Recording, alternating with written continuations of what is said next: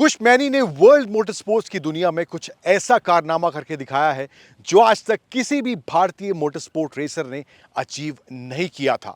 हाल ही में मोनाको में हुई फॉर्मूला रेसिंग में फॉर्मूला 2 कैटेगरी के अंदर स्प्रिंट रेस में उन्होंने नंबर 1 का खिताब हासिल किया है, जो कि एक बहुत ही बड़ी उपलब्धि है।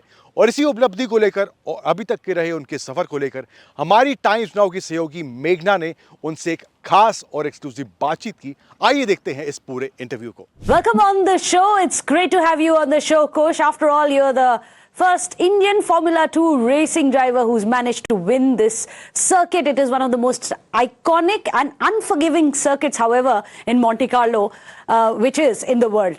So what really was going through your mind in those final laps of that sprint race when you were on the brink of making history? Were you aware that you were doing that, or were you in a zone where you blanked out all of it? How does it work? I think for most of the race, I was definitely in the zone, and I didn't really think much of it. But the last 3 laps, I started just thinking about how it would feel having the national anthem being played across such an iconic circuit. And that's all I could think about, really. And going across the line was obviously a very proud moment. It's obviously been a tough start to the season for me, but to win at such an iconic circuit and to have our flag flying high was just an amazing feeling, and made it all worth it. So there wasn't any pressure on you because it was there in Monaco? Like when you're in the middle of the race, at that time, do you let that feeling come in, or for you, is it just blanking out everything else? Forget about where you are, just do your best. How does it work? I mean, I wish I could just tell you that, I'm like a monk and I block out everything, but unfortunately there is pressure for sure. And there always is at this level, but it's how you use that pressure. And I think through the years I've learned how to channel it in a positive way and to actually just drive better and be more focused. I enjoy pressure now, actually, compared to like 5-6 years ago when I used to crumble under it. So we're just we are in journey and we get better and better. But yeah, that race was definitely, I wouldn't want to do that race again. It was definitely my target. And in fact, I've been lucky enough to be on that circuit in Monte Carlo as well. So there's that infamous turn 6 in Monte Carlo, which is that hairpin turn. It is one of the slowest. Yes. It is one of the most iconic corners for anyone who's uninitiated in that, in all of motorsport. So what really goes on in your mind at that time when you were taking that turn, Kush? If I ask you specifically that, was your heart beating faster than your car was running? Honestly, that's one of the corners, because it's so slow, you can't do much. So it's one of the corners you can actually relax a bit and catch your breath. It's the last sector that's very intense. But yeah, knowing that it was the last lap and I had a gap break to second, I knew it was just about keeping it between the wheels and going across the line, which we did.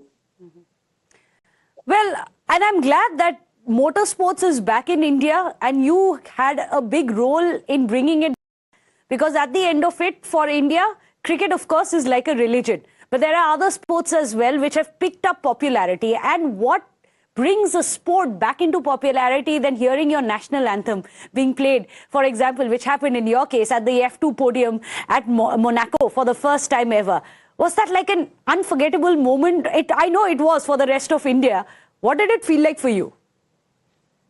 For me, it's this has always been about India. I race with a lot of pride, and I love my country, and I want to see it do well in many sports. Obviously, we're very, very good at cricket, and that's why it's so popular. And I want to get to that level in racing as well. I want to make racing more accessible for kids who want to become racing drivers. Because right now it feels like, kids telling us that I want to be a racing driver is like I want to go to the moon almost in India. So. But I hope it's changing slowly, and I hope this brings a bit of change to it. But ultimately, my goal is to make it to Formula 1 and make a change in our country to try and make this sport bigger and more accessible, really. You're absolutely right. Accessibility to the sport itself is one of the biggest problems. But I'll just come to that, because I must ask you about your teammate as well, Jack Crawford. Well, he, of course, pulled off a brilliant win at the feature race as well, competing a dream run for your team, wasn't it? You finished a strong P6 yourself. How satisfying is it to see this team come together to dominate both the races in the way that you guys have. Exactly. Like last year was a very tough year for me. We obviously had wins and a lot of podiums and some pole positions here, but that stuff didn't click with my team. They're great people and they work really hard, but it just didn't click, and sometimes it doesn't for many reasons. This year, obviously, it started very tough, but I always felt really comfortable with the team, and even though we had some issues out of our control, early on in the year, I always knew we were fast. And it's so nice to see them come together because this team is very good, and there's a long way to go as well. So I'm excited. Well, since you're talking about where you come from as well, you've of course experienced both Formula 2 and a role with Alpine F1 as a reserve driver, as a test driver for F1 as well. So what's the biggest gap that you notice between the two levels, F1 and F2? And how do you think that you're going to be closing the gap? I believe that's going to be your next step, isn't it? Of course. I think, first of all, it's a massive difference. F1 is a different world. And it's, it's when I drove the car, it was just unbelievable. Obviously, I've had I'm so grateful I've been able to drive the car 4 times. But obviously, to reach Formula 1, you have to perform in Formula 2. And this year is very important. And, I hope the momentum we took from Monaco builds and we're in a position to be fighting for a seat. And I'm asking you this because we've seen the likes of Narayan Karthikeyan. You have Karun Chandok. They remain to be the only Indians so far to have competed in it till date. What is it? What is the reason behind so few Indians when it comes to motorsports and at that level? You mentioned accessibility. Is that one of the biggest challenges that drivers in India face? Exactly. Like for example, to make it easy for you, when you start racing, you have to go through go-karting to build your skill.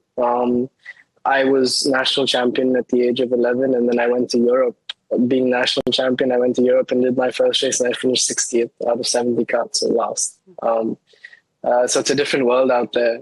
It's so much more competitive, you can't even compare it. So really, at 12 years old, I had to leave everything in India and live alone in Italy to pursue this dream of mine without any family or new culture, not knowing the language.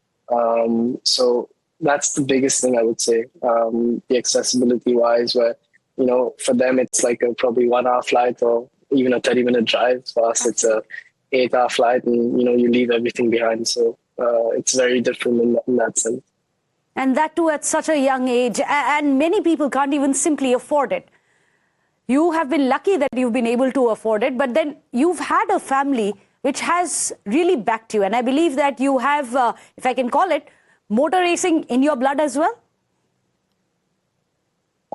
Yes, definitely in my blood. And, I'm so grateful to have the life and to live the life which I want to live and to do what I love. I think I'm very lucky. It's come with its challenges as well, though.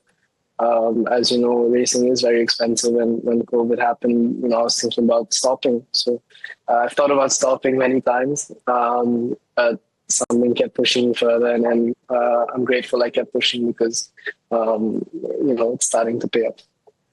Well, it's starting to pay up, and I think the whole of India is very glad that you didn't stop when you were getting, or rather facing those difficult times. You've talked about go-karting in Bangalore, from Bengaluru to standing atop the podium at Monte Carlo. What a cinematic journey, if you can call it has been for you.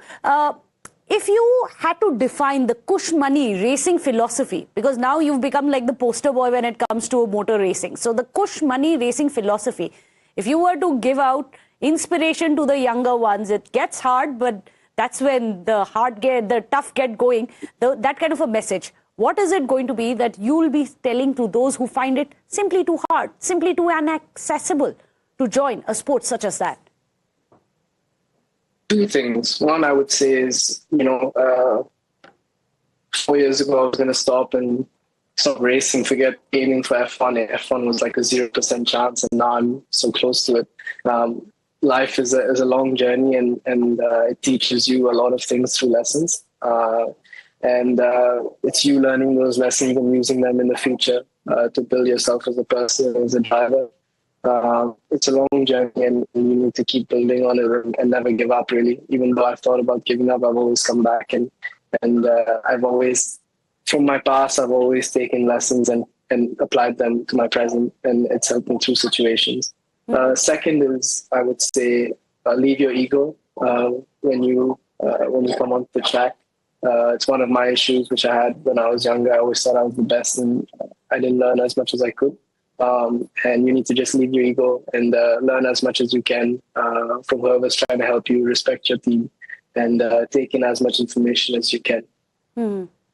I think that's brilliant advice that you've given, and clearly you live by that, because Kush Maini, of course, so far we have known about how talented you are, how you've brought pride for India, but having spoken to you, I can see the humility in you. The way you speak, you're not letting ego or even this stardom coming to you, getting to you. You have been very grounded throughout the interview, and I appreciate the humility that you have shown. That is definitely one of the life lessons, whether you want to go onto the racing track or not, but these are life lessons I believe anyone in India would be happy to have. It's been a pleasure meeting you and knowing more about you, Kush Maini. Thank you so much for joining us here.